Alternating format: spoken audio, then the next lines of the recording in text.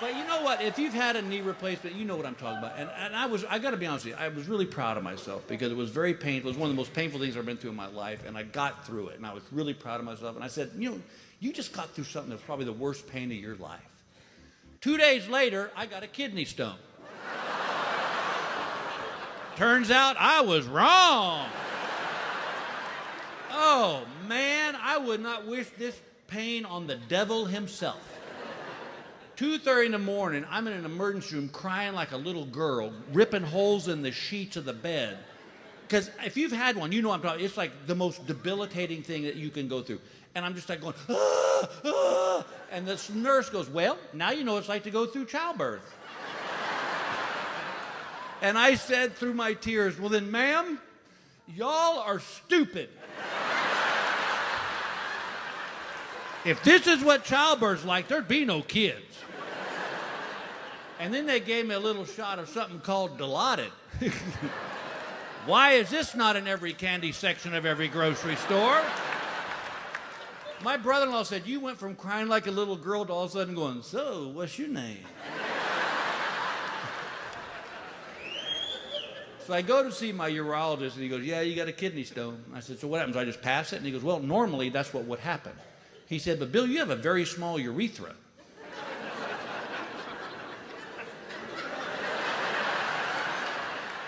How do you even respond to that? I said, well, you know what, Doc? It's kind of cold in here.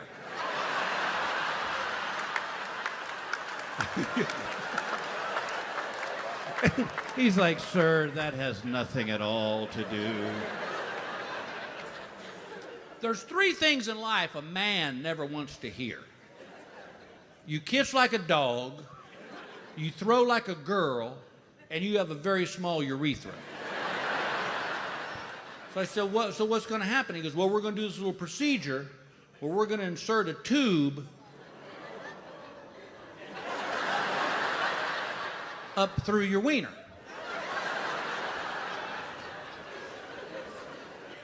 There's 4 things in life a man never wants to hear.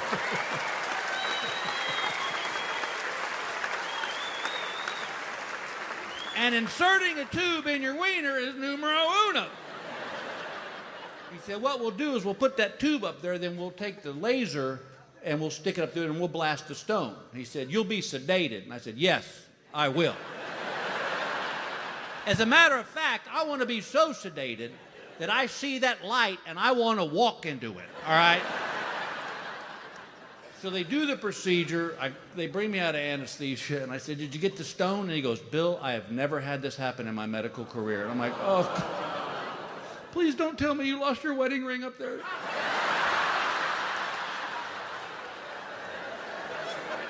He said, no. He said, your urethra is so small, we couldn't even get the laser up there to blast the stone. He said, is this hereditary? I don't know. Me and Pops never had that chat. Well, son, you're 21. It's time you learn about the Engvall family curse. Oh, we've all had small urethras.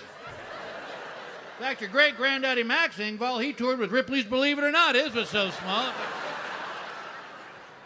So I said, so what happens now? And he goes, well, we put a stent in there to spread your urethra. Leave it in there for 2 weeks. We'll go back in and get the stone. So for 2 weeks, I have this stent.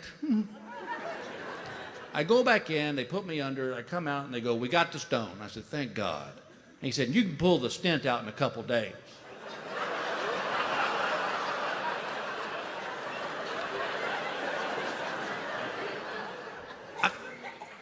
I'm sorry, what? He said, yeah, you can just pull the stent out. And I go, what am I paying you to do? It's like going to a restaurant and going, yeah, I'll have the steak and lobster. And they go, well, there's the kitchen, go cook it. I said, dude, I'm a comedian. I don't know how to pull a stent out. He goes, you will. And he leaves the room. And I look under the sheet, and without being too graphic, I have a thread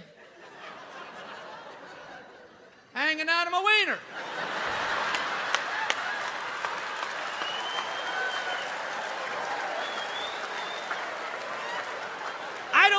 so? And let me tell you something. When you have a thread hanging out of your ding-a-ling, it makes it pretty interesting to pee. Every time I'd pee, it was like the fountains at the Bellagio Hotel just...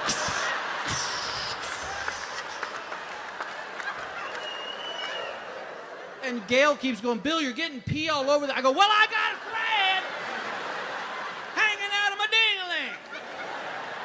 Excuse me if the aim is a little off.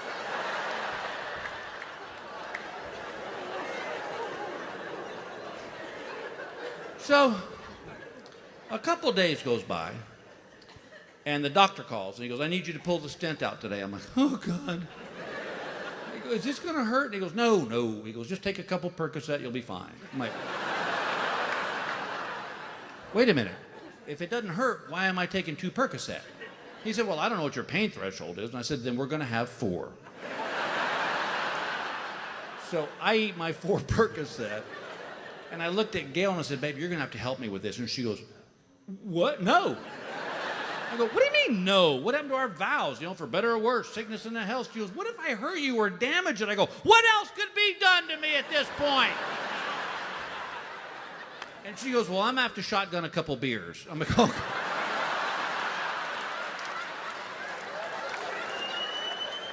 Great. I'm on Percocet, you're drunk, and we're performing a medical procedure. This ought to be awesome.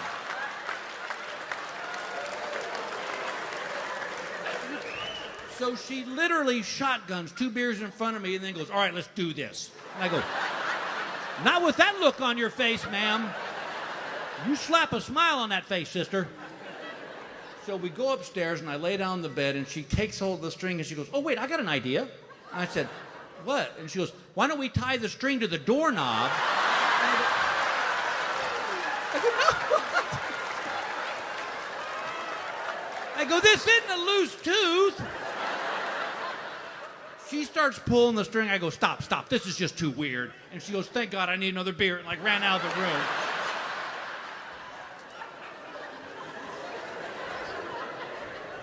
Stent is a very small word. So I assumed this was a very small apparatus. 14 inches long. Yeah, I pulled this thing to the end of my length, had to go back and get the rest of it. And finally it came out and I go, it's out. And I hear from the bathroom, thank God.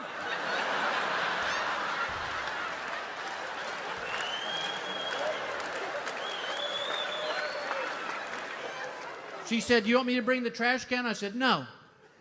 No, I'm going to hang this from my rearview mirror. And she said, why? And I go, so the next time I'm having a bad day, I can look at that mirror and go, you know what, it could be worse.